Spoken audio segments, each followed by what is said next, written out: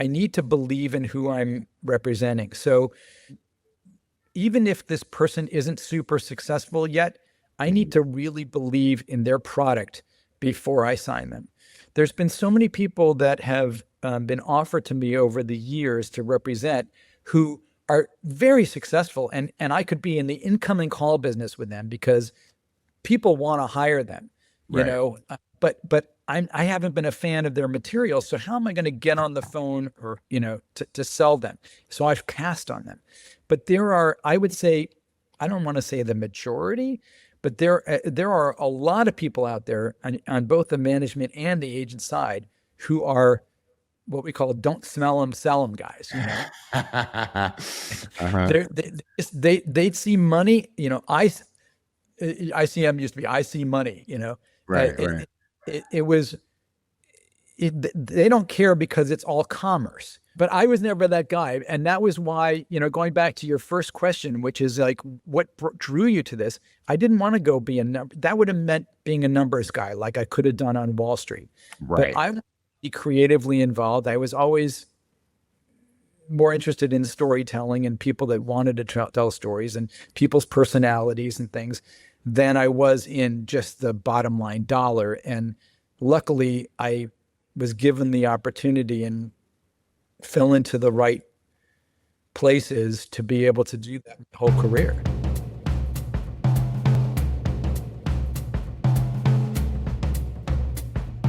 Let's Shoot with Pete Chatmon is a podcast on directing for anybody that's, quite simply, ever watched anything.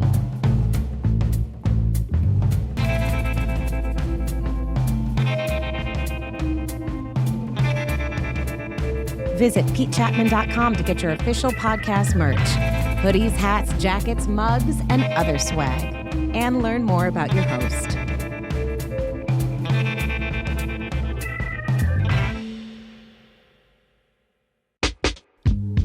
Let's Shoot with Pete Chatmon is sponsored by the good folks at Scriptation. Scriptation is the Emmy Award-winning app for production that allows you to mark up scripts, transfer notes, generate breakdowns, and so much more. No matter where you fall on the call sheet, Scriptation makes it easy to go paperless, collaborate with your crew, and save hours of time. Go to scriptation.com/Pete to learn more and receive a special offer exclusive to Let's Shoot listeners. Now, on to the show. Welcome to episode 79 of Let's Shoot with Pete Chatmon. Today, we've got a special guest, my talent manager. That's right, Stephen Marks of Dialed In Entertainment. Stephen began representing me in November of 2015, and what I've always appreciated about working with him and our relationship has been first, his honesty, second, his experience, and third, his ability to be nimble and responsive to our industry's ever-changing landscape. These are three very important things as you try to navigate a career. In my conversations with other directors and creatives in the industry, I can't tell you how often I am asked, how do you get a manager or agent? Or what's the best way to work with your manager or agent? Or ... The list continues. It is a frequent conversation. So I've decided after 78 episodes to go right to the source and bring the answers of a real, live, living and breathing manager directly to the Let's Shoot audience. Now, catch up. This week, I booked 2 episodes of a new Amazon show produced by Reese Witherspoon's Hello Sunshine. Tristan, you can throw some applause in right there. I'm happy about that. Not only to keep working, but it's a legacy project from IP, and it's a new thing, a new world for me to dabble in. So I'm really excited to head up to Vancouver and direct a couple episodes of this show. More details coming soon. By the time this airs, I'll have had a pitch for a new show from Jamil Salim, my talented homie who starred in episode 62 of the podcast, which you should check out. I'll share details of that maybe next week. We've got our feature script out to the first actor that we're hoping to build the cast around. So I'll take a collective finger crossing out there for your support from the YouTube and Spotify, Apple, whatever audio audience. And lastly, 4 of 4 catch-up items. Tonight, March 19th, we're having our first live episode of Let's Shoot with Pete Chatmon here in LA at the Dynasty Typewriter. Get your tickets now while you still can, while the event is still ahead of us.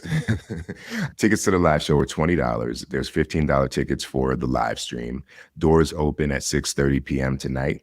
Things kick off at 7:30 p.m. with a screening of my episode of Yellow Jackets, which is the current episode on the air, episode 306, followed by an in-depth conversation with the creators and showrunners, Ashley Lyle and Bart Nickerson, executive producer and director, Jeffrey W. Bird, Courtney Eaton, who plays Teen Lottie, and Warren Cole, who plays Jeff Sadecki. All proceeds will go to the Altadena Community Preservation Fund. And I invite you to visit my IG page at Pete Chatmon, that's PeteChatmon, or Let's Shoot with Pete Chatmon for the link to tickets in both of the bios there. So I really do hope you'll join us live and bring your questions and good energy to this special event. And without further ado, let's get to it. This is episode 79 of Let's Shoot with Pete Chatmon, starring Stephen Marks. Roll sound. Speed. The interview. Take one. All right, so this is an interesting one because I feel like as a director, one of the questions I get all the time is, how do you get representation? What does a manager do? What does an agent do? So we'll get to all of that, of course. But as a starter, tell me how you entered the world of representation and what was it about it that attracted you to it, unless you just stumbled into it. I think it was a little bit less than a stumble. I think it was somewhat directional. I had gone to school, business school at the University of Colorado Boulder, and I'd gotten a degree in finance. And when I graduated, it was sort of like, okay, do I go to New York and become, a numbers guy and do that whole scene, or do I go to California and do something maybe in the entertainment business, which I had been exposed to a lot because my dad was an executive at Columbia Pictures, and then he started some independent production companies. And I'd grown up in both New York and LA, and so I could have gone either way. My mom lived in New York, my dad lived in LA, and it was kind of a shorter drive to LA, and the creative path seemed more interesting to me than being a numbers guy. So after graduating, I came out to LA, and, I was like, okay, where do you learn the business of the entertainment business? And the best place to do that is in an agency to this day. I mean, it was definitely that way then and still is, I think. And at that time, and it still exists now, you had these training programs at the agencies where you got to start in the mailroom. There was actual mail that we put in people's boxes, copies of things. And so you started there, and then if you were lucky, then you went to a thing called Dispatch, which was their delivery service. So we were running scripts all around town when you were in Dispatch if you graduated from the mailroom.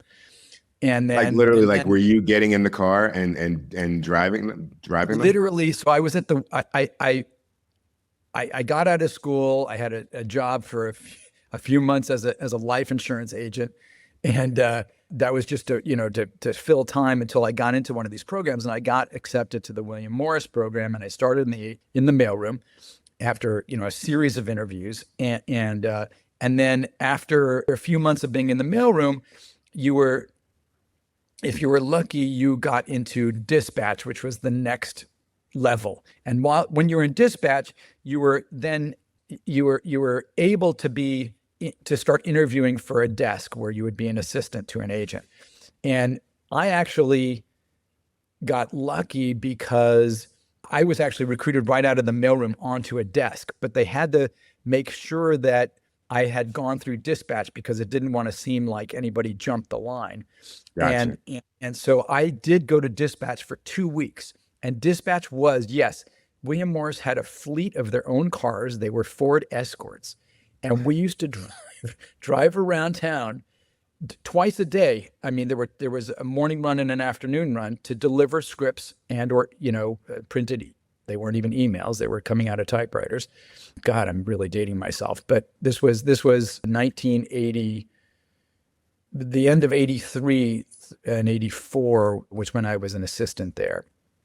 And so we drove around town and delivered scripts, actually hard copies of scripts. And it was really great because by doing that, you learned where the studios were. You learned who was at every studio. You would get onto the lots of every studio. You'd go into offices. You'd meet people. And you developed your relationships. And it was just such a positive thing. That was why William Morris kind of mandated that you had to go through this. Some people never got out of it. I mean, there are so many stories of people, including one that I'm thinking of, who became a very, very successful producer, who never got onto a desk. He just was not, nobody wanted him there. So he finally left Dispatch after being in it for like a year or two, and became a producer and ended up being very, very successful. But, it was crazy running around town in these cars that they weren't your cars. So they were. I mean, that's about as bottom of the barrel of a car as you could get. I mean, it's kind of like the one step below like the Ford Taurus fleet at Hertz, Oh, completely. At that time, especially. I mean, it was the bottom of the barrel, and which was fine. I mean, you didn't care. At least you weren't in your own car, right? And you kind of, I remember once when a friend of mine was like, "Man, you got to take me for one of these ride in the car." And I remember driving around with him, just a friend who wasn't in the program. I just picked him up somewhere, and he was like, he wanted to get a tour of the studios. And I remember we were driving down the street one time, and he was just, he pulled up the emergency brake, and we skidded to the side, and like crazy shit would happen in these cars. And by the way, during this time, it was kind of wacky. So there were some times where you might have, this was during the 80s, and a lot of people were doing cocaine and stuff like that. I'm talking about the agents, Right. So there have been times when I was picking up packages that were not necessarily scripts for people. Who knows what was going on, but a lot of that craziness was going on, and it was just a wild time. And it was fun, and I was only in it, I was adjacent to it for my whole 2 years of being an assistant, but I was only literally delivering those packages for 2 weeks. And that was just super lucky because I had gotten the interview with the guy named Jerry Katzman, who was the head of television at William Morris at the time, television and packaging. So it was like the choice seat. And I got on his desk, and I was an assistant to him for about a year. And while I was there, another guy I had started in the mailroom with, whose name is Brian Lord, who heads CAA right now, right across from me. He was at Larry Auerbach's desk. And at that time, when I was sitting at this desk, and this is all just luck and timing, this was, this was at the time when we put together The Cosby Show. And The Cosby Show changed television, certainly changed NBC, changed Carsey Werner, and it was my desk and Larry Auerbach's desk and Norman Brokaw's desk, and Norman Brokaw represented Cosby. All that came together. So I was right in the middle of that. And I was also right in the middle of, believe it or not, it was Joan Collins's one of her last years on Dynasty. And there was a big renegotiation during the time, which almost shut down the show because she was threatening not to come back. So when you're an assistant, you get to listen in on all these phone calls. And you learn everything. And you come into the office early. You come in before your boss comes in, and you leave after your boss comes in. Right. When you were doing that, were you developing a distinction or a taste for film versus TV, or was there even that distinction? Was it more like you get on a desk and you deal with what comes? Very good question. Actually, in those days, the agencies were more siloed than they are now. There were definitely, TV and film were very separated, and there wasn't that much crossing of that either. You were a film star or a TV star, a film writer, director. Right. And so when I got that opportunity to get on that desk, it was like so choice because, it was head of a department, and a very big department. The TV lit people reported to him, the TV talent people reported to him, the packaging people, the syndication and cable people reported to him, which is where I went to next. I went to another desk that was head of syndication and cable packaging. This was at the time when we were putting together, It's Gary Shandling's show and all sorts of, really cool stuff that was happening on cable. And so I got a really well-rounded experience, but it was really mostly on the television side. The feature side was, I guess it was seen as a little bit more prestigious in those days, but still it was the TV side that was making more of the money. And over the years, TV, which has morphed into streaming, which has morphed into, everything goes streaming nowadays. It's all kind of become one, even though obviously people have specialties in packaging, certain things. But I think that, to answer your question, I think there were some guys in the mailroom who were like, I'm just going to be a feature agent. That's all I want to do. To me, I was open to everything, and I was looking for opportunity and a chance to learn. And that was the path that it took me on. A good example of how these paths could change was that, Brian Lord, for example, he was on this TV packaging desk, and then he kind of decided that he was interested in talent. So the next desk he went to was on the talent side, and he became a talent agent, and then got the opportunity, I think, to move to CAA, and then worked his way up there. And he was always, such a smart and likable guy, and everybody, he just hit it right and did it right.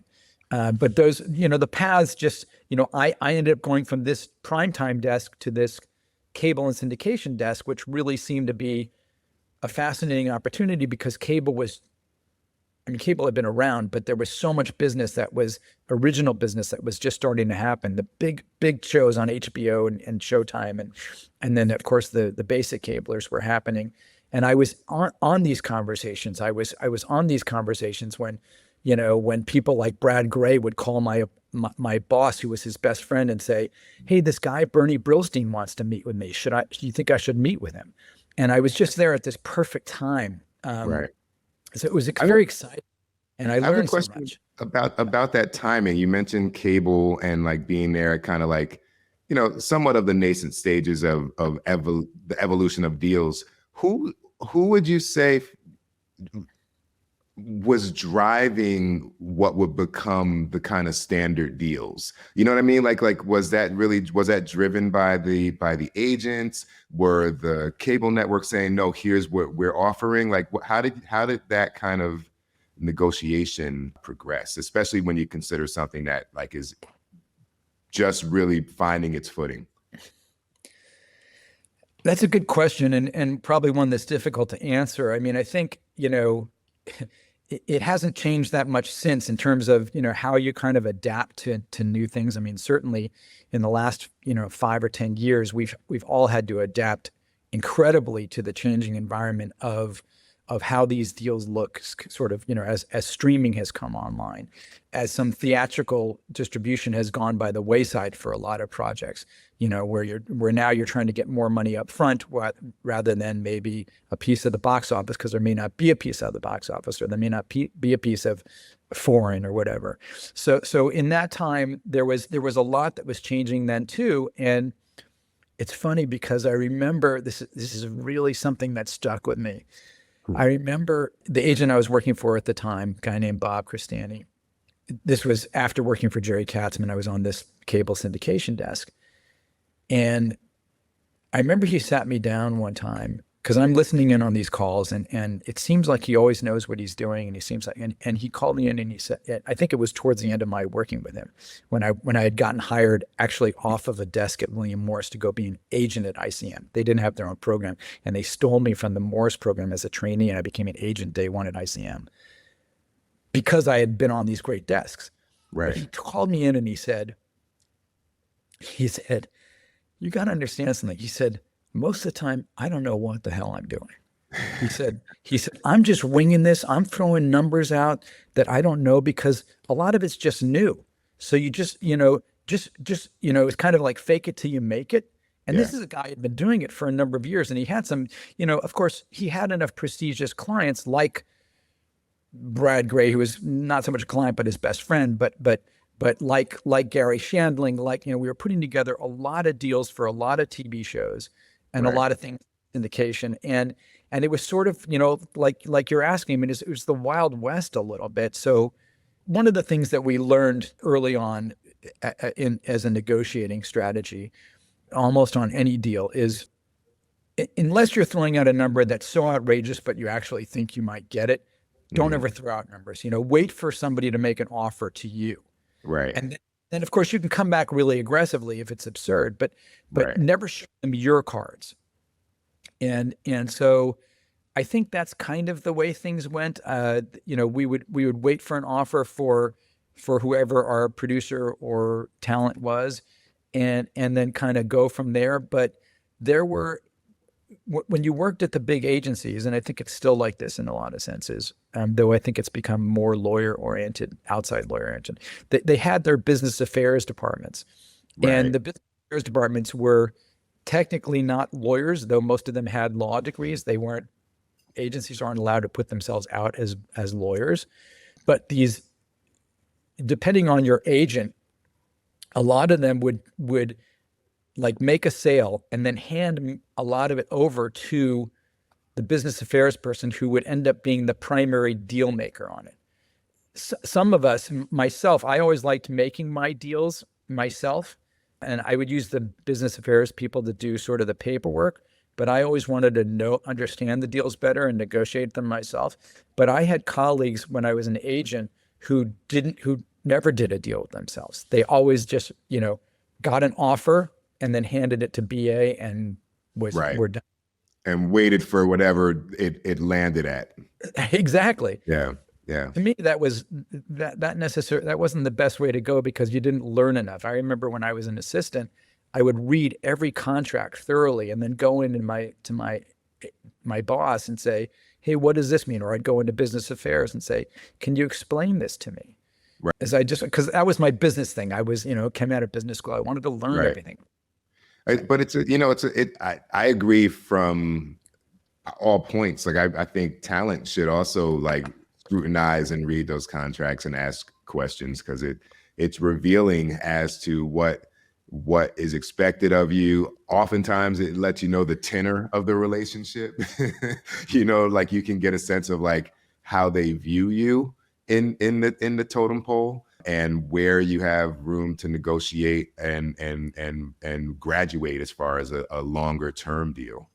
100%. And you're one of those people who does dig in on that. There's a lot of people who are just like, leave the business. I don't care about the business aspect of it. Tell me what to sign and where to sign. But you in particular, I mean, frankly, you track your stuff better than almost anybody I've ever worked with. Certainly in terms of, the days you spend on a show and all those sort of things, and kind of the rules of them. You know some of the DGA rules better than I do. And I admire that. But you're right. I mean, there's, and I found that with a lot of agents too, especially maybe and managers who, especially those of whom who have relied so much on business affairs, some of them don't know a lot of the rules and they don't know the things to look for. I remember that probably because I had gotten so deeply involved in contractual things and learning them, there have been many times when I've gone through a contract on a client, and I'm not talking about, like a standard directing episodic contract. I'm talking about something where somebody has equity and, a writer's contract, whatever it might be. Right. And I found a lot of things that the lawyers, their outside lawyers didn't catch. And because people just get kind of lazy. And I think that what you're bringing up is really important in that people need to look at contracts. They need to ask questions of contracts. Mm-hmm. There may be things that don't make sense to them that they think they deserve that they're never going to get, but at least they should maybe ask the question. Right. And I think that, it's kind of about handling your own destiny a little bit and at least asking the questions and being aware. And I have a theory too. I mean, I don't know if this is negative or an indictment, but there's been things where, maybe a part of a contract hasn't been paid out. And I think they are waiting to see if you're checking, because you get a little bit more interest off of that money sitting in the bank. And then you're like, hey, you guys owe me $48,000. And they're like, no problem. Here you go. Right. And I don't know. It seems like somebody somewhere would be keeping tabs on it, but that's why we have to.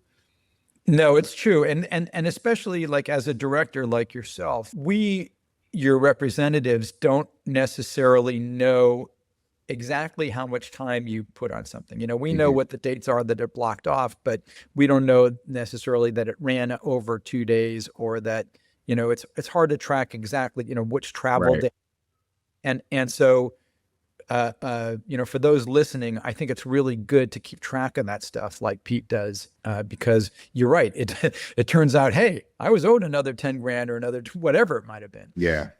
And it does pay. No, it's good to just know, because I don't know, man. I think information is key, and there's little things that smart producers and productions will do to try and control their numbers, which is what they're hired to do. Now, so you get that first job at ICM. They say, well, let's go get this Marks guy because he's primed, he's ready. What's the evolution of your agenting? Because I don't remember how long you spent as an agent, but you did make that transition to a manager. So I'd love to hear like what it was like as an agent and what guided you to pivot.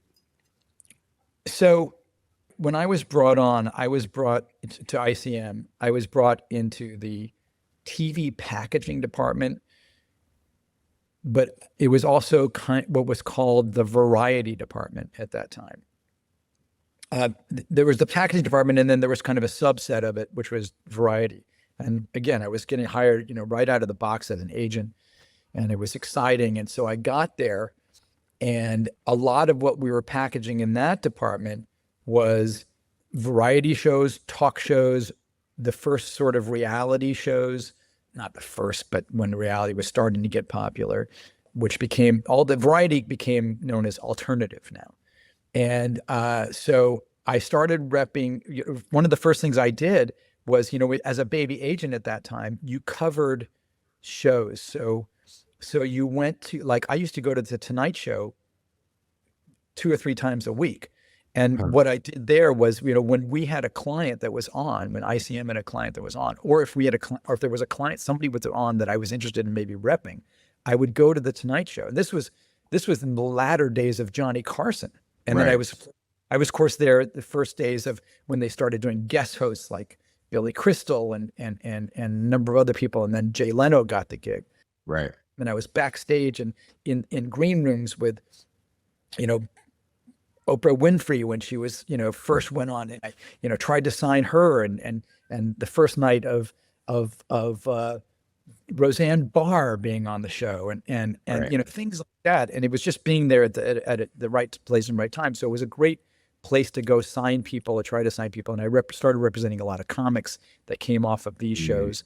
There would be, and then I started packaging shows like that, packaging game shows. But I was always representing writers and directors, either on these shows and also on scripted shows. So a big part of my business was that. And I was always interested in a lot of stuff. So I represented writers, directors, comics, production companies. So I was in like all these different departments, and I would go to the talent meetings. I go to the lit meetings. I go to the packaging meetings. And at this time, as I was saying earlier, the agency was very siloed. So you were either in one of those departments or you weren't in any of them. And so sometimes a prospective client would come in and they'd put a meeting together, and I wouldn't be invited to the meeting. And I would go up to my boss, who was head of the TV department, and I'd say, hey, why wasn't I invited to that meeting? Why wasn't I invited to that Motown Productions meeting, say? Right. They were very hot at that time. And he'd say, well, I needed somebody from lit. I needed somebody from talent. I needed somebody from packaging. And you're kind of in all of them. So I didn't think of you. Right. And that was kind of my problem in the big agency world, because I hadn't committed myself to just one of those departments. I didn't want to be just a talent guy. I just wasn't. Even though I represented a bunch of talent, I couldn't. There were a bunch of yentas running a department. It wasn't deep enough for me. It wasn't interesting. I was more attracted to directors and writers. It just seemed more intellectual and less ego ridden. But again, I was still in a lot of I just hadn't committed to anything. And ultimately, it probably led to my demise in the big agency world because it just wasn't working for me. And ultimately I left and joined a smaller agency, which was kind of poised to be a mid-sized agency. It was called Metropolitan. And then 8 months after I joined them, they split in half. Became kind of a lit side and a talent side. I went with the lit side because those are the guys that had hired me. And then it's all complicated, but then the talent side wanted to build a lit side. So they hired me. They stole me away. And I ended up heading this department out of which a lot of big lit agents have come. And then now segueing to how I became a manager. So how long was that run? Was that like, 5 years, 10 years, or 10 years? 10 years. Okay. So I was at ICM. I was a trainee for 2 years at William Morris, agent at ICM for 7 years. And then I was an agent at Metropolitan, which was major clients or Metropolitan, one form or another, for 10 years. And when I left ICM, there was a lawsuit going on because some clients of mine, it's a long story, but some clients of mine were trying not to pay commission, even though it was very clear that I had gotten them into business. And they had dropped ICM because they didn't want to pay commission on this. And they were working for somebody at William Morris who told them, hey, if you come over here, you won't pay commission on this deal. And it was the only deal.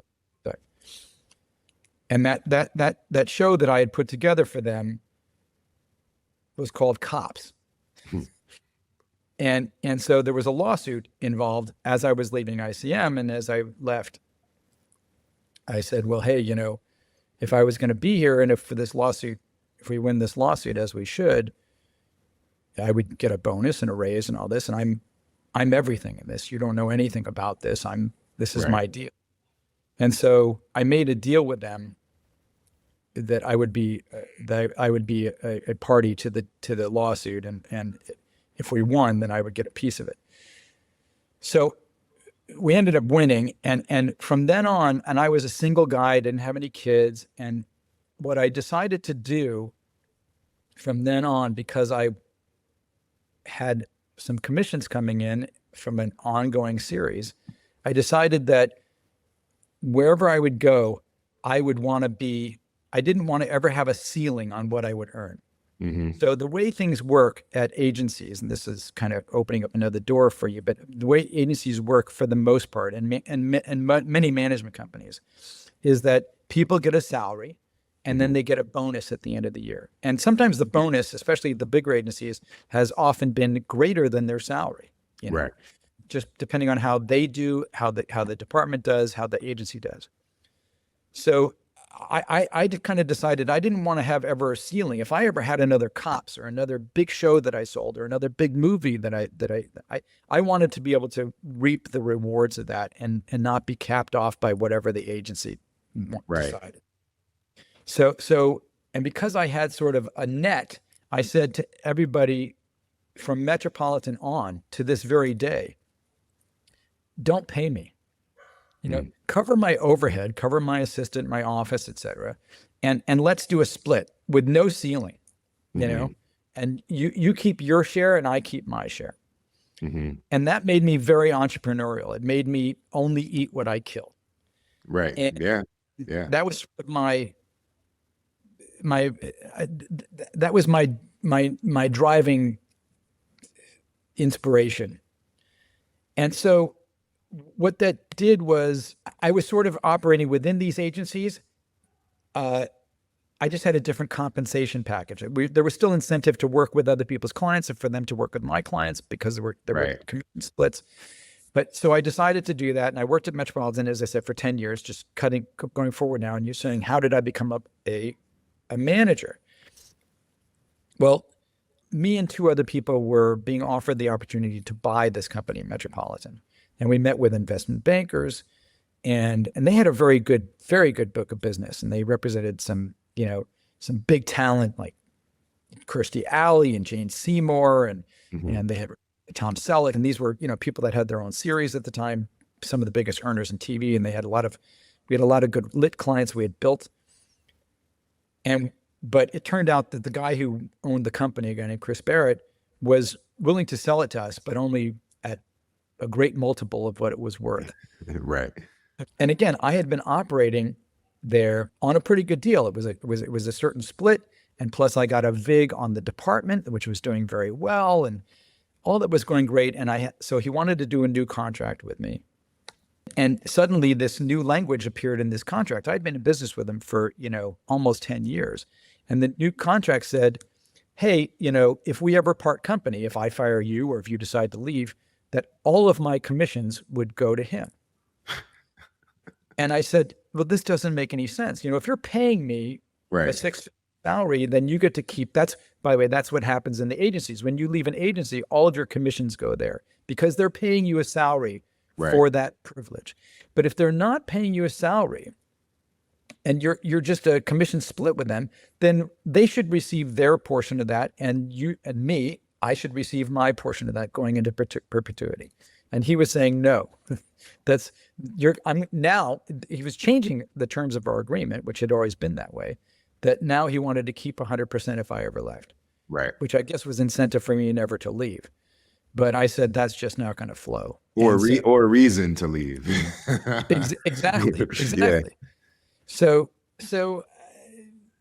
I said, no, this doesn't work for me. And ultimately said, listen, sign your contract or you're out.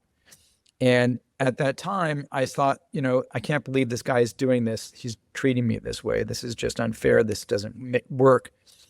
And it wasn't that I wanted to become a manager so much, but at that time, we were gearing up for what looked like was going to be a major WGA strike. It ended up not happening, but it looked like it was going to happen. So all the agencies were cutting back. Everybody's expense accounts were gone. They weren't hiring anybody. So I didn't even look for an agent job.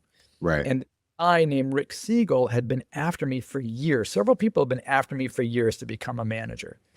And their argument was, you're kind of an agent who manages, which was true. I was an agent who didn't care. I was more concerned about people's career tracks than just the deal in front of me. Right. I was more interested in being creatively involved and giving them feedback on their scripts and things like that than I was just like grabbing that next deal. And so he convinced me that, and he said, and he was right about this, he said, I had big agency experience and small agency experience. I had experience in lit, talent, packaging. All of these things made for a good foundation to become a manager because I could take this director and put him with this director agent, or this writer and put him with this writer agency, at a small agency, big agency, whatever. And I knew how to navigate that. And because I had worked at these agencies, I knew agents everywhere. Right. And he was absolutely right on that. He convinced me. And so I went and joined him as a partner in his management company for a couple of years, and then realized that he wasn't the same. He and I got along great, but he was a controversial person. And so I didn't, I kind of, a bunch of the people that worked there, we built this company, and a bunch of people that worked there kind of went on and did their own thing. I didn't want to go with them. And so then I went and became part of another company called Evolution, where I was a manager for another 10 years or something. I always wonder too, man, because I don't know if we talked about this, but a buddy of mine, an actor, Al Thompson, used to be at Evolution. And I had gone with him there a couple times. And since you mentioned, I was like, I wonder if you were there when I just was like tagging along with him on a couple meetings to go see his manager. Of course, the name I don't remember at the time. Was it on Highland? At that time, they were on Sunset, like Okay. right by the DGA Theater, across from that Harmony Gold Theater Complex. Yes, that was before I was with them. That was before. Okay. Just a little bit before. Yeah, they had offices there. That's funny. Yeah, that's really funny. So you kind of just touched on it in making that distinction between agent and manager, which a lot of folks ask, but it's really, like you said, right, having an eye on not just what's here as a potential meal, but like what are we going to cook down the line? What ingredients do we need next year? What's your target as a actor, filmmaker, whatever it might be? How do you identify a client that you are interested in managing? Well, Can I spend a minute Sure. I'd like to get to that question, but I think that there's a better question that I can, or that I've sort of answered, but I think I can answer it better at the center of Okay. this. And this is Please something do. that is funny because, the question, okay, what's the difference between an agent and a manager? And this is a question that I always get asked when I speak at classes. And it's a question that a lot of even veteran people in the business, veteran directors, writers, actors, aren't certain they know the answer to. And so, and they're afraid to ask. Some of them who have experienced it and have experienced it the right way, I kind of understand it, but I think I can explain it in a pretty good way. Which was, in this explanation, I should give some credit to Rick Siegel, who was the guy that convinced me to become a manager. He kind of explained it this way, and I think I've added to it. But he looks at the sort of your career or the people that work with you as a pyramid. So at the top of the pyramid is you, right? You are the director. You are the product. You are the Tim Cook and the Apple computer or the iPhone, right? You are the CEO of your company, and you are the product. Okay? Right. You're the kind of the chairman of the board. The CEO, it might be your manager who's kind of running everything in your company. Then you have sort of the agents below that who are your sales force.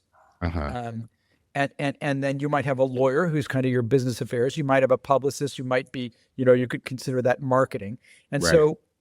so usually a manager, at least the way I've operated my business as a manager, and I think you've experienced this, is that I'm usually speaking to my client more than the agents do.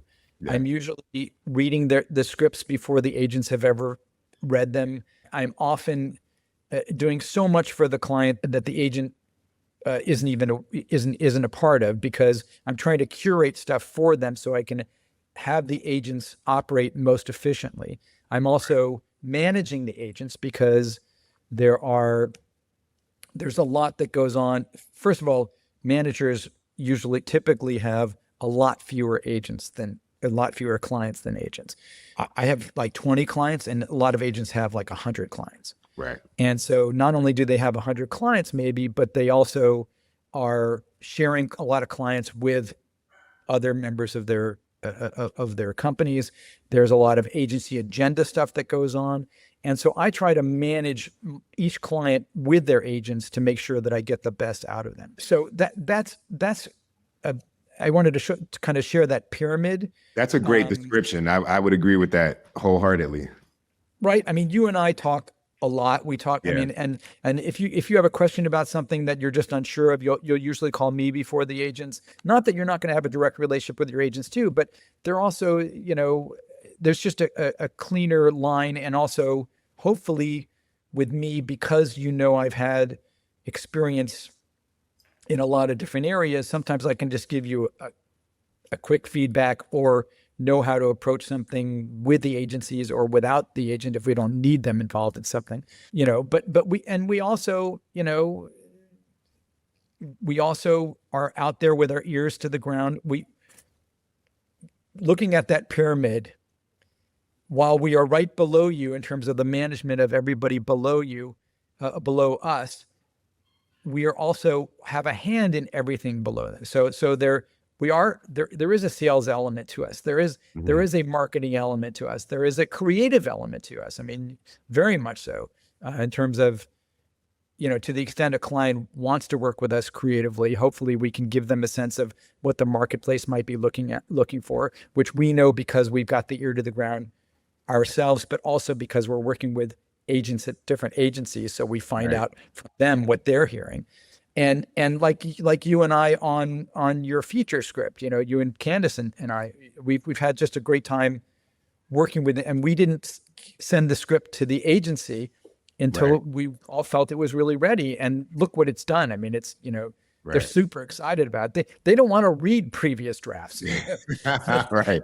Enough to read. Right. Yeah, you can't say, hey, don't read that one I just sent you. I did a revision over the weekend, Yeah.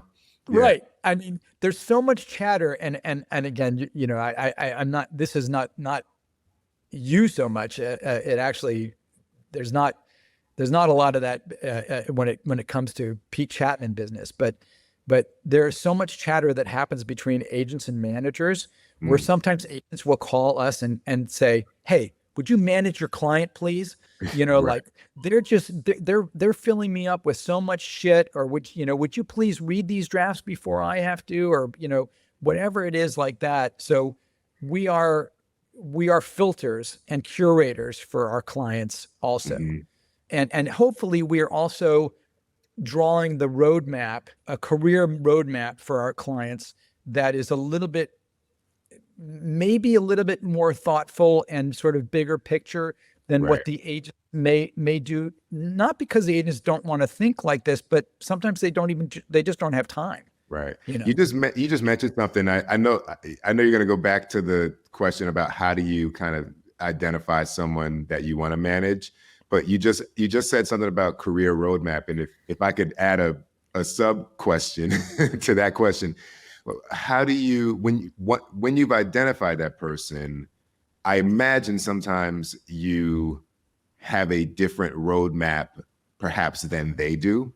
And how do you communicate that, sell them on that, if that's ever a thing that has come up in your client relationships?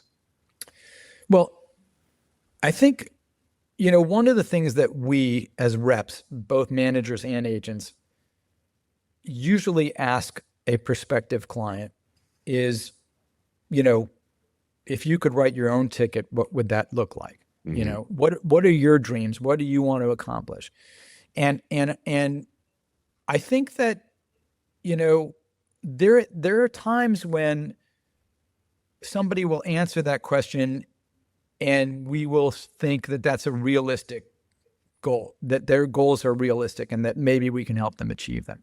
Right. Sometimes that question, you'll think, well, how are you going to get from here to there, given what you have done so far? And we appreciate that you actually want to do this, but gee, I'm not sure how I'm going to get you there, right, because their reputation or their branding or whatever might be so far different. It's almost like somebody saying, well, I'm a race car driver, but I want to become a director. Well, I'm not sure I can get you there. So sometimes that'll have an impact on whether you want to work with that person, whether I want to work with that person, because I think, gee, they don't understand themselves. They don't understand, what they're bringing to the table here. Right. Somebody, I don't want to get too personal, but I mean, somebody like you, when we started working together, I could see immediately that you were kind of a multi-talent, that you had not only directed, but you had written, you had done things that were interesting and varied. You had some comedy and some drama. You had all these things that were going to come into play, and you even had a documentary. So there were all these things that were like, okay, this is a multi-talent. The sky's the limit for somebody like him. Plus, you're just a cool dude. By the way, I mean, that has a lot to do with, what we look into, what we evaluate when we're thinking about signing somebody is, how is a person in the room? What if they're just a great writer or a great director, but they're very, they're socially inept? Right. I kind of look for a little bit of, I think of all of these things when I'm thinking about representing somebody. First of all, do I like their material? Now, by the way, and maybe it's because I've been successful enough to have this privilege, but I don't think it's that. I think it's just that I need to believe in who I'm representing. So even if this person isn't super successful yet, I need to really believe in their product before I sign them. There's been so many people that have been offered to me over the years to represent who are very successful, and I could be in the incoming call business with them because people want to hire them, but I haven't been a fan of their material. So how am I going to get on the phone or, to sell them? So I've passed on them. But there are, I would say, I don't want to say the majority, but there are a lot of people out there on both the management and the agent side who are what we call don't smell them, sell them guys. They'd see money. ICM used to be I see money. It was they don't care because it's all commerce. There was a guy, I never met him, but I told you I was with a company for a little bit, which was a split off from Metropolitan called Major Clients. And that company had previously been headed by a guy who was a major in the military. And this, I guess this was during the 70s or early 80s when there were all these really top the drama shows on the networks. There were only, 3 or 4 networks at the time. And they were, McMillan and Wife and whatever, a zillion of these shows that were big. And he represented the top showrunners that were in television at the time. And these guys were making millions of dollars even then. And he prided himself on never having read a script of one of his clients. That's amazing. And I mean, it was crazy. And he was a don't smell him, sell him guy. And he would say, I guess, again, I never met the guy, that he never wanted to have a conversation with a client where he said, I don't care for your material. And he was just a pure commerce guy, but he had built this business. And I guess the clients didn't give a shit. They were just like, sell me, and he had enough of them that he had that clout and he built a magnet that drew people to him. Right. And so, but I was never that guy. And that was why, going back to your first question, which is like, what drew you to this? I didn't want to go be a number. That would have meant being a numbers guy, like I could have done on Wall Street. Right. But I wanted to be creatively involved. I was always more interested in storytelling and people that wanted to tell stories and people's personalities and things than I was in just the bottom line dollar. And luckily, I was given the opportunity and fell into the right places to be able to do that whole career. Hi, I'm Rose McIver, and I get to talk to my dear friend Pete Chapman, who I worked with on Ghosts, who you are watching Let's Shoot with Pete Chapman. Transitions, a director's journey and motivational handbook, is Pete Chapman's book from Michael Weezy Productions. The reviews are in. Greg Berlanti says, "There's a reason why everyone who works with Pete falls in love with his work. The lessons he imparts here are invaluable. Do yourself a favor and read it cover to cover." From Sarah Gamble, "Pete's sharing gold nuggets that will spare you a ton of wasted time and help you channel your drive, talent, and ambition in the most productive way." And from Jesse Williams, "This business has everything to do with preparation and expectations. Transitions grounds lessons in reality while empowering our artistry to run free. Not an easy balance to execute." Transitions, a director's journey and motivational handbook is available on Amazon and anywhere else you get your books. Don't forget about your mom and pop shops, people. Let's Shoot with Pete Chapman is sponsored by the good folks at Scriptation. Scriptation is the Emmy Award-winning app for production that allows you to mark up scripts, transfer notes, generate breakdowns, and so much more. Personally, I use Scriptation daily on every production that I am involved with. While directing episode 1315 of Chicago Fire, I made the most of Scriptation's annotation feature, handwriting vigorous notes about our burn scenes directly onto my iPad, on top of location and reference photos that I added on my facing pages of the script. If that sounds complicated, it's not. Scriptation has actually streamlined my process while helping me to save paper. This is just one of the ways I use the incredible features inside of Scriptation. Go to scriptation.com/Pete to get an exclusive 20% off Scriptation's premium toolkit. Scriptation Industry Pro.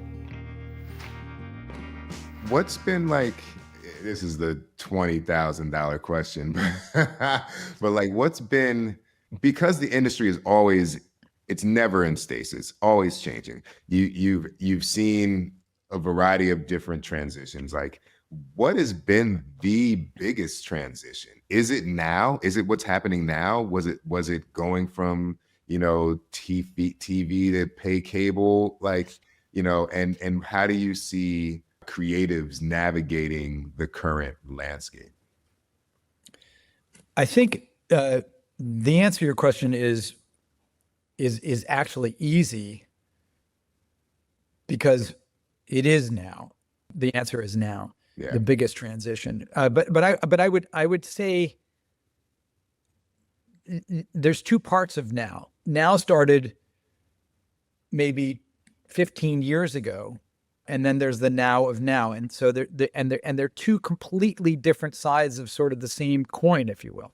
So you had, Netflix come online, the whole advent of streaming, and you saw everything migrating to that, and you saw everybody in the business, all the studios creating their own streamers and spending way too much money, and instead of, again, this is all hindsight, so it's not there's no brilliance to what I'm going to say, but I look at what has happened over the last several years, and I see what happened with the explosion of streaming, and you look at Netflix, which kind of, everybody was drawn to Netflix, obviously, when they were, mailing in CDs, but then when they went to streaming, and everybody was excited about that company because they had shows like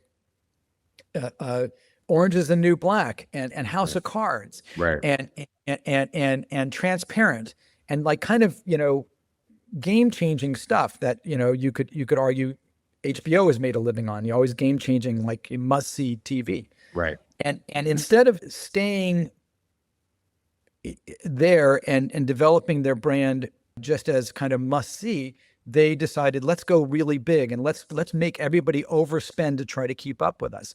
Mm-hmm. So they went and they started doing tons of movies, and they started doing tons of other TV shows, some of which worked and some of which didn't. And they overspent by billions of dollars, and which meant that everybody else had to overspend to keep up.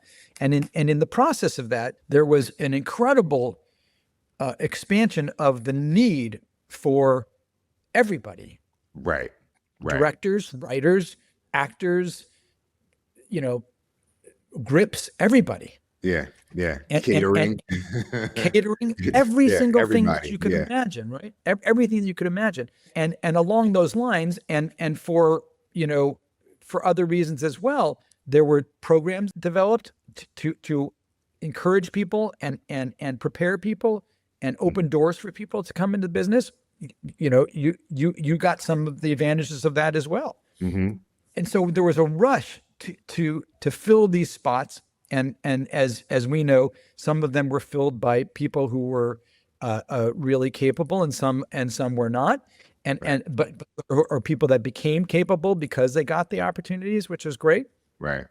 And so then you had this universe of 500 TV shows being produced, 600 TV shows, and this worked for a while. And then you had a pandemic, and then you had these strikes.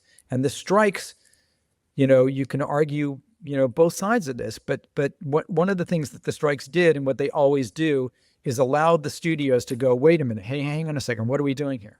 Right. Not that the studios weren't aware that they were overspending, but certainly the strikes gave them pause and gave them opportunities to get out of some of their deals and to cancel shows, et cetera.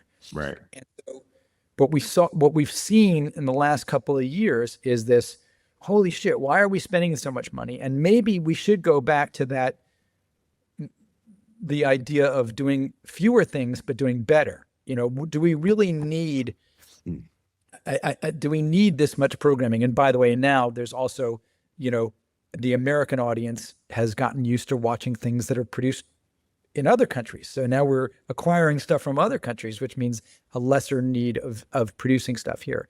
Right. So you, all of these things working to go, wait a minute, look, there's just too much out there. And so we've expanded the amount of people working in this business because of the need. And now we have a funnel going down because the need has decreased so much. Right.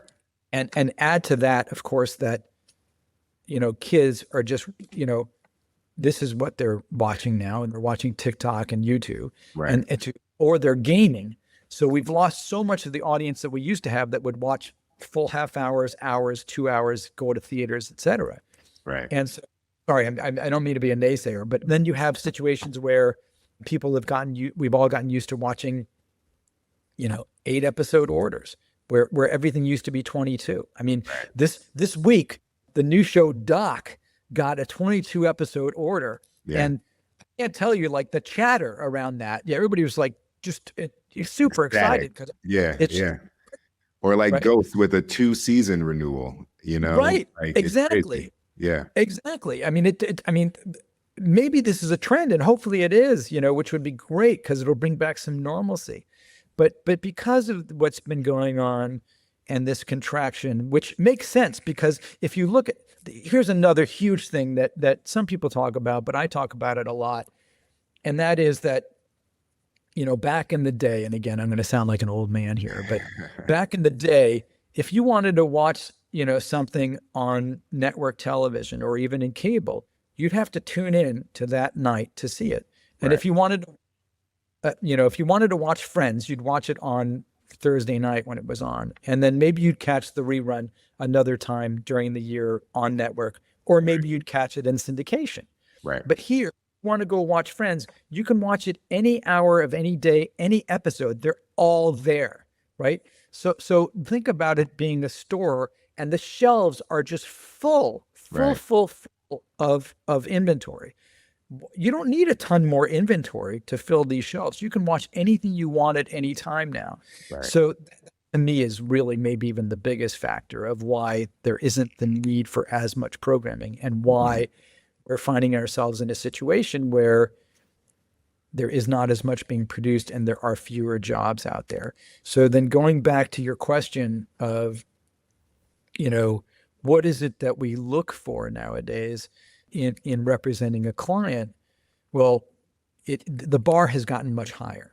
Right. And I'm finding that it's, as a manager, so often as managers, we're often the first to come online. Mm-hmm. So we might be the first to sign an unknown person. And our job is to get them and their material to a point where they can be hireable, and, as importantly, be signable by an agent. Right. So we work very hard to, again, curate what our clients have as their sales material. And I always look, when it's a writer, for example, I look at their material in terms of their original material. Can they write? Or does their material read well? Are they a comedy or drama writer? Have they committed to one or the other, which is very helpful, to be committed to one or the other, at least as a start, because at least we know what direction to go with them. But I also look at their materials not just as, hey, is this going to be a good sample, but can I sell this on its own? Can I package this movie? Can I package this TV show? Is this going to attract talent to it? Is it going to attract a director to it? And if it is a piece like that, then it's likely going to attract an agent. Right. On the director side, I look at the work that they've done. You're a good example. My client Lanre is a good example. Both of you guys have kind of similar stuff in that you had feature films that you had scraped together financing for. Mm-hmm. And if you watch those films as your early work, they really stand up. They're really worthy pieces of material that show, wow, this guy's got it. He can tell a story. He's got great performances from the actors. He's edited it well together. These sort of things that sort of give you confidence that you can show this to somebody and somebody's going to go, oh yeah, no, this person can direct. Right. And then on top of that, you and I'm sorry, I'm bringing Lanre into this because, similarly, he also has a short film that is kind of, a head turner, Black Card, total head turner, storybook ending in Lanre's. It's a head turner. It just makes you go, wow, this is something that I'm not going to easily forget this. I mean, we got you into so many rooms because of Blackheart, because it was super well directed. And not only was it well directed, it was really thought provoking, and I think that is what helps kind of constitute a head turning piece, is that you don't forget about it. And it makes me be able to say to somebody, you got to see this. And it's just a short film. It's only going to take you 15 minutes to watch it. You know, people, it was so easy for me in a lot of senses to get people to watch Blackheart, because I think invariably people would watch it and go, I got to meet this guy, And so to answer your question, it is what do you have that is that showpiece that is going to allow us to sell you to the marketplace and also to agents, and it's not. Sometimes it is a short film. Sometimes it is just that one script that's, oh my God, I've never read something so creative and head turning as this. Maybe it's not something we can sell, but at least it's something that shows a voice, shows a vision. Right. But it's got to be standout, and now, more than ever, the bar is higher. It just is. What advice would you give to directors in particular about building out their toolkit for meetings, right? Because obviously there's some of it is like Good in the Room has a lot of subheadings, you know what I mean? But I'll tell you for myself, like I think one of the first meetings that you set up for me was with Michael Peacock and Sidney Rhimes. And I'll tell you, I don't know if I ever told you, I went into that meeting, I had never watched Blackish. You know what I mean? And like, that's just fucking stupid, right? Right. But what kind of things would you suggest, like, from even just understanding the business or whatever that secret sauce that you think would elevate a director? What should they add to their toolkit? Well, it's funny that you say this, that you confess this Blackish thing, because to me, that seems maybe like the only time that you ever did that, because you always go out of your way to be extremely prepared for your meetings. And I always try to do that with all of my clients, is to make sure I've given them as much information as I can about who they're meeting with, or what that executive is covering, or here's the show, here's the status of the show, here's what they might be looking for. You've always been exceptional at that. And there are some clients who will go and wing things, and they're just really good on their feet, but it makes it tougher for them, and every time you get on those meetings, the executives want, or the showrunners especially, really want to know that you've watched not only that show, but maybe other shows that they've done, or other movies that they've done, that, Right. So it's a doing your homework sort of thing is really important. I think also that visual things are really important.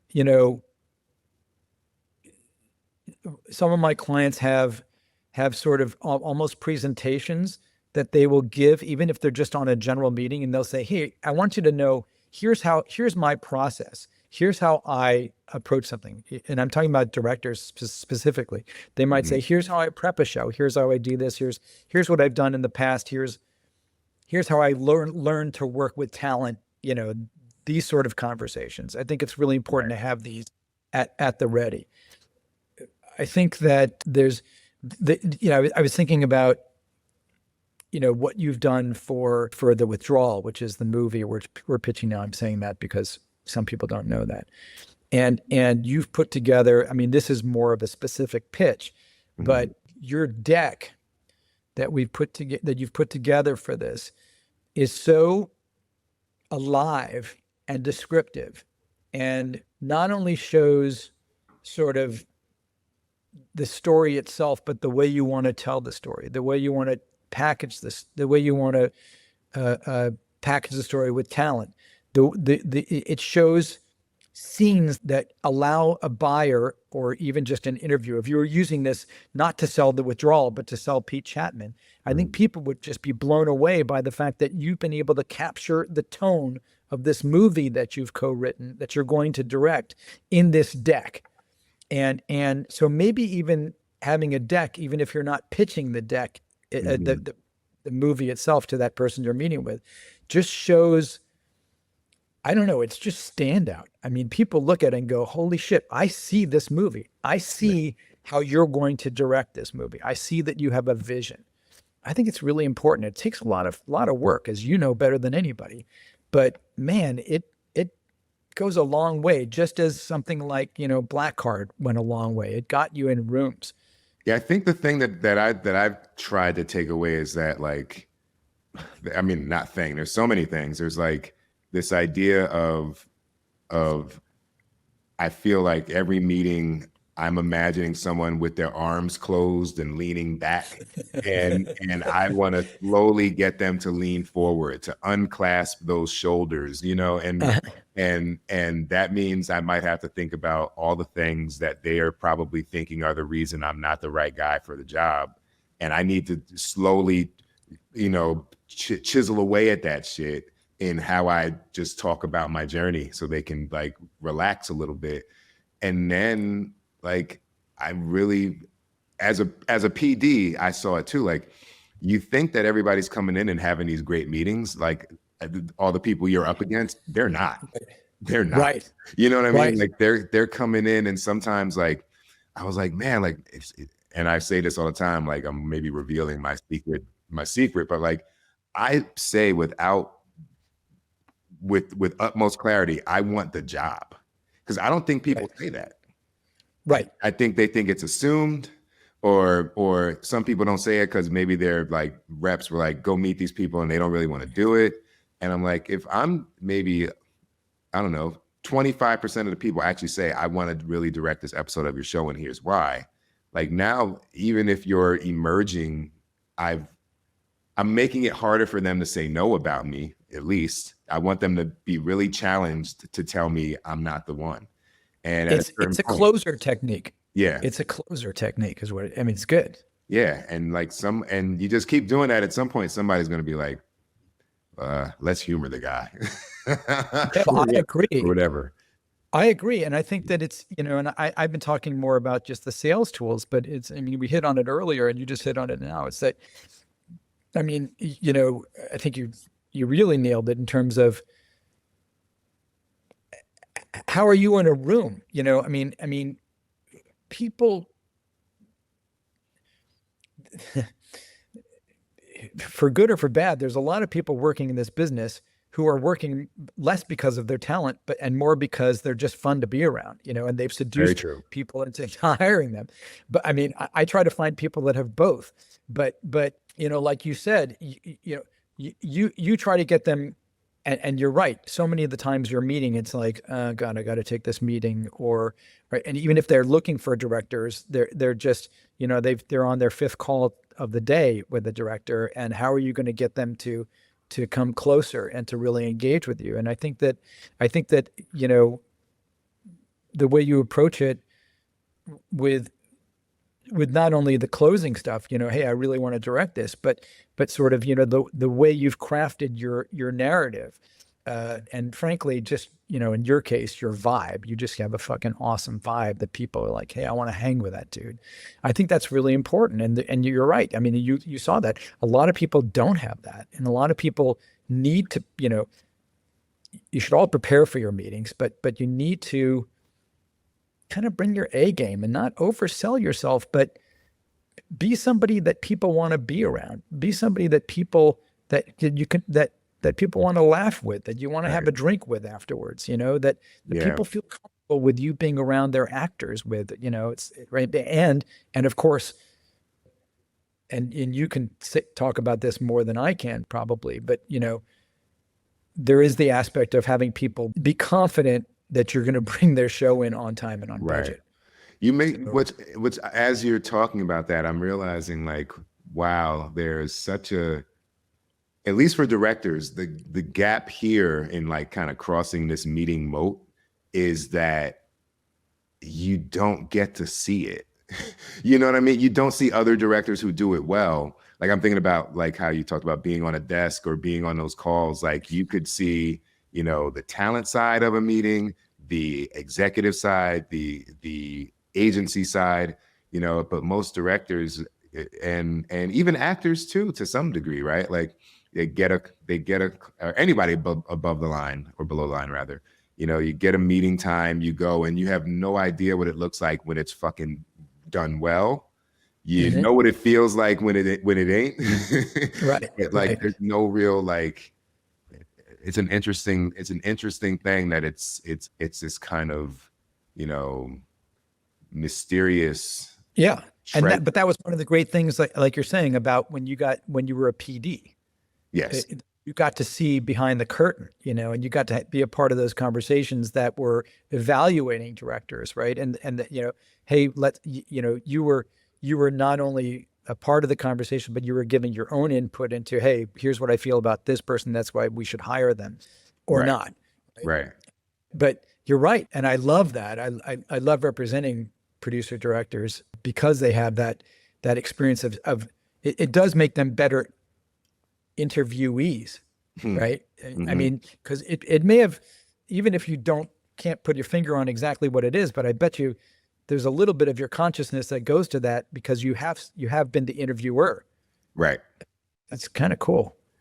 Man. Well, I feel like we could talk forever. I want to give you, well, okay, this will be a somewhat of a lightning round. Okay.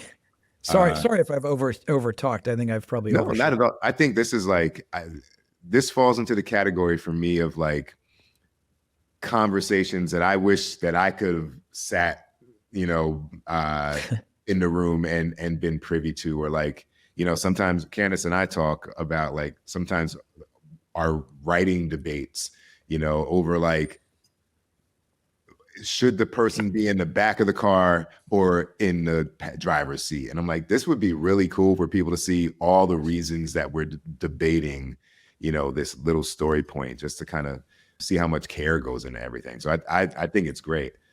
Every film school should have a guest that is a manager and or agent come in and kind of explain the business of the business and how it works. And it surprises me when I've spoken to, say, you know, senior level classes at even places like UCLA and USC or you know, or other big film schools, where they're asking me questions that are, you know, the sort of questions I'm answering now, that they have no idea. They don't know how to go about getting a manager, how to go. Oh, one thing I want to back up on that we didn't really talk about just for a second is that, you know, you're asking how do you go about that, and it is to have all the things that we talked about in terms of, you know, good sales material, but oftentimes a way in is via the assistance of an agent or manager. You know, try to seduce them into taking a look at your material, because frankly, that's how I was introduced to you.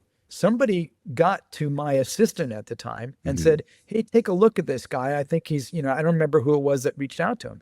And my assistant came in and said, you should watch this. Right. And I was like, yeah, let's meet with this guy. Right. And so otherwise, if you were just calling me or just sending me, I you know, we get so many submissions unsolicitedly that we don't look at 99% of them. Right. We don't look at usually unsolicitedly. So that's just a little side note of how to get a manager or agent.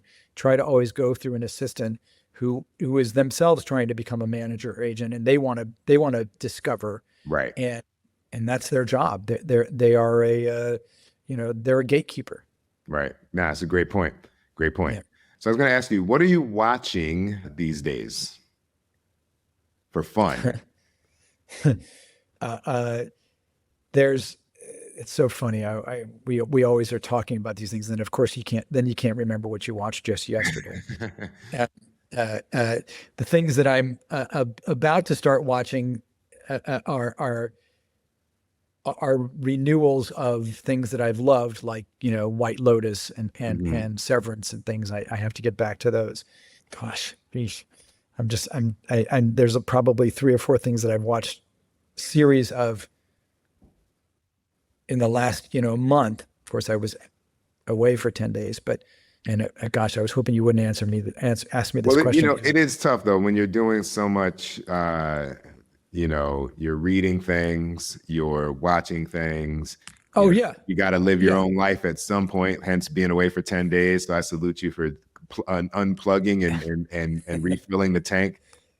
You asked me what I did yesterday, and I'll have to think for 5 minutes, literally every time. So it is one of the tougher questions.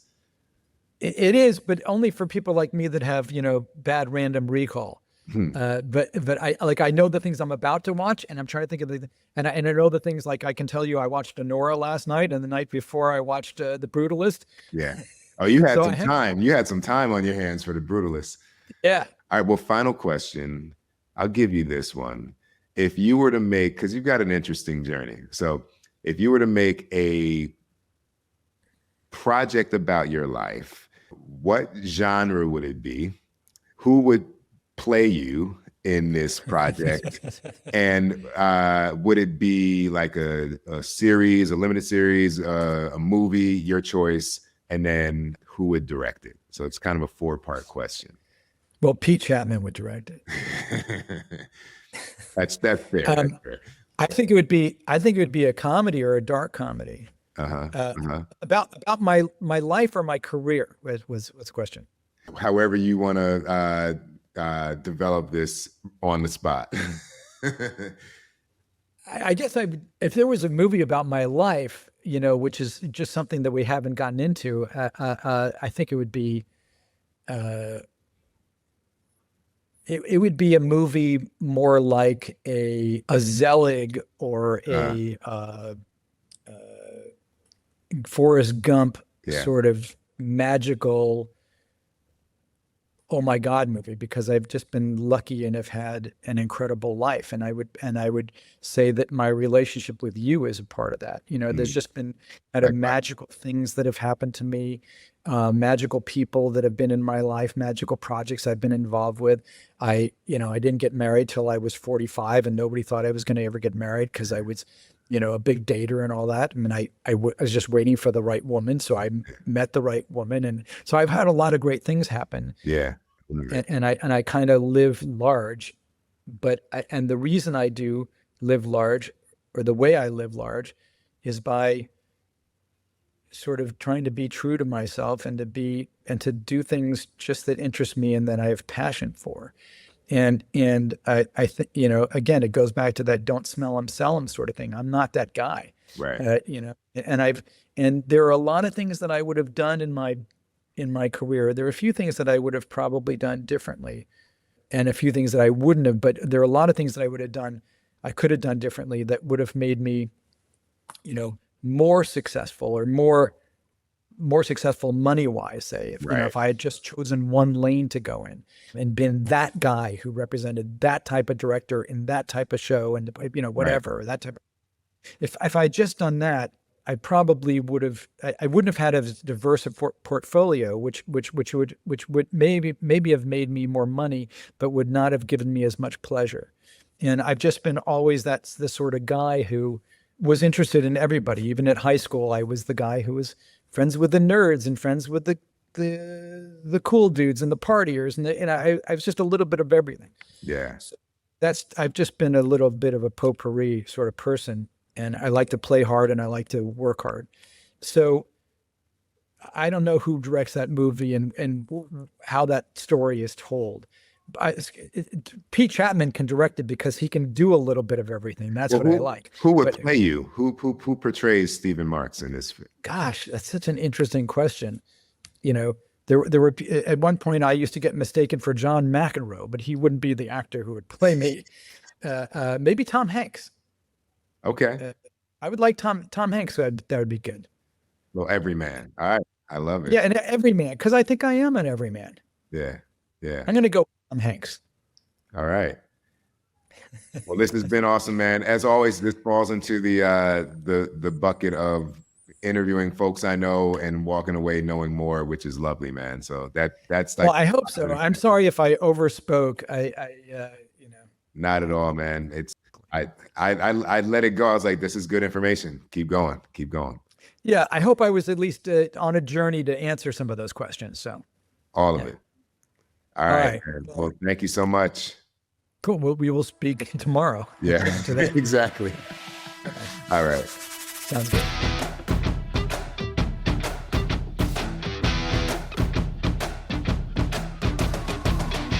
What's up, people? This is Pete Chatmon. Follow me on Instagram and Twitter via @PeteChatmon. Follow the pod on IG via @Let'sShootWithPeteChatmon, and hit up our mailbag with questions, suggestions, or hey, donations if you're feeling like it via let'sshootwithPeteChatmon@gmail.com. And just in case you need to know how to spell it, that's Pete with the last name Chatmon. Let's Shoot with Pete Chatmon is produced and edited by the multi-talented cut creator Tristan Nash, assistant produced by the young mogul Jada George, and features the wonderfully gifted Kelly McCreary as our announcer. It's written by yours truly, but I mostly come up with these questions on the fly, which you've probably noticed. Go ahead and get your podcast swag via PeteChatmon.com and leave a review on iTunes if so inclined. That shit matters.